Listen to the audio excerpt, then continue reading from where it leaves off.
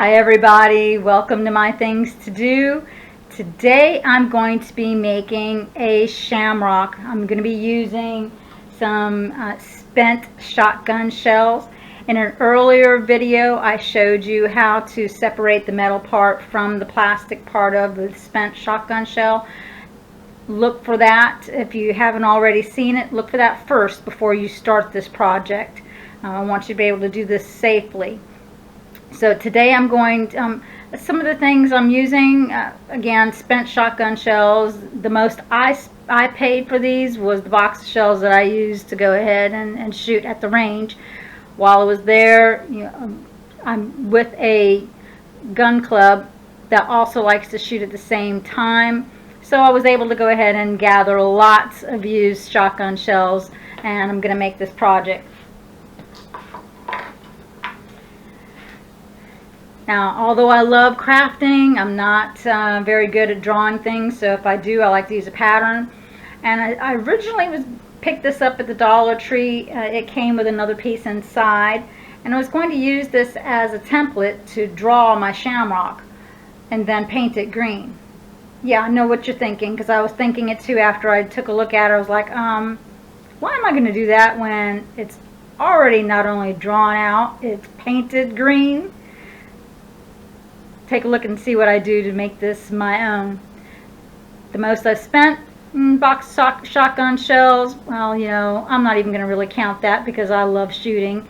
So honestly, the most I've spent was $1 at the Dollar Tree to pick this up. I already have super glue at the house that I'm going to be using to glue my shotgun shell, the metal parts to my shamrock.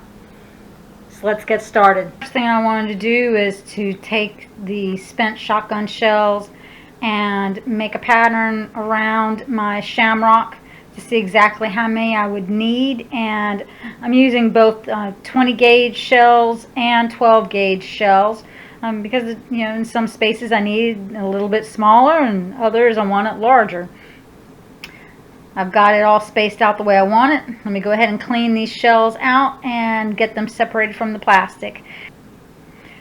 First thing I wanted to do is to take the spent shotgun shells and make a pattern around my shamrock to see exactly how many I would need. And I'm using both 20 gauge shells and 12 gauge shells. Because in some spaces I need a little bit smaller and others I want it larger.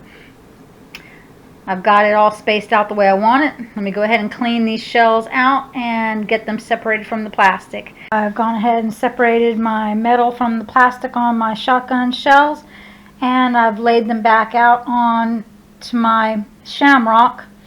Now I'm going to go ahead and glue the pieces in, the individual pieces in. And so let's get started.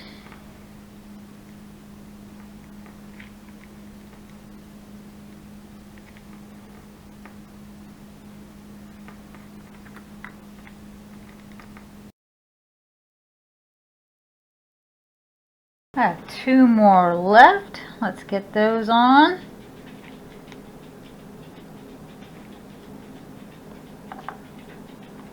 And yes, every once in a while your finger is going to touch the hot glue. Be glad that I did not show you all of these pieces. I think I came up with some new words while making this, but in the end it's worth every single one of these because I am loving how this looks already. What are your thoughts? I'm going to add just a little bit of bling to each one of these. I'm going to fill the inside with a little bit of green. Actually, I probably could have done this just with glue, to be honest with you, for what I'm going to do next. But I had already put out the paint, and quite honestly, it's enough to cover all of my shells. And I'm just going to sprinkle a little bit of glitter on top. Once that's dry, it's going to look like this one. I don't know if you can see the glitter in this or not. I am going to do this with all of the shells on my Shamrock, and I'll show you once it's all finished.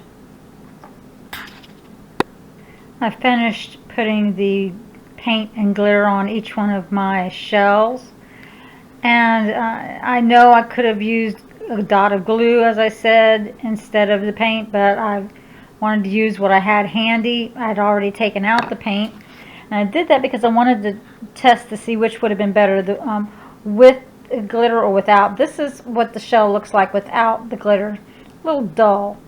And again, this is what it looks like dry with the glitter, and you see it's shiny.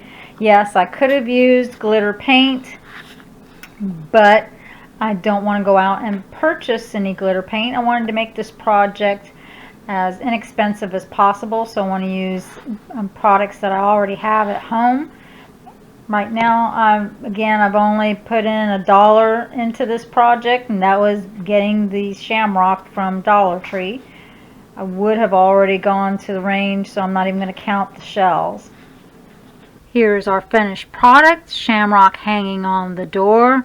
It is shining so beautifully bright. The sun is shining on it, making the silver pop out even more. Look at that. Look how pretty that is. Oh, I just love it. Love it, love it, love it, love it.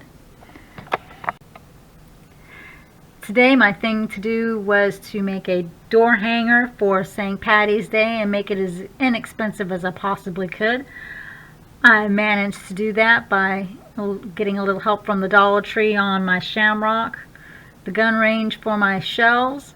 Again, to see the video on how to safely separate the metal from the plastic part on your spent shotgun shells, go to the video that is listed below and watch that. You can also go to my blog. I'll have a little bit of written instruction and at least pictures of the things that you should have on hand.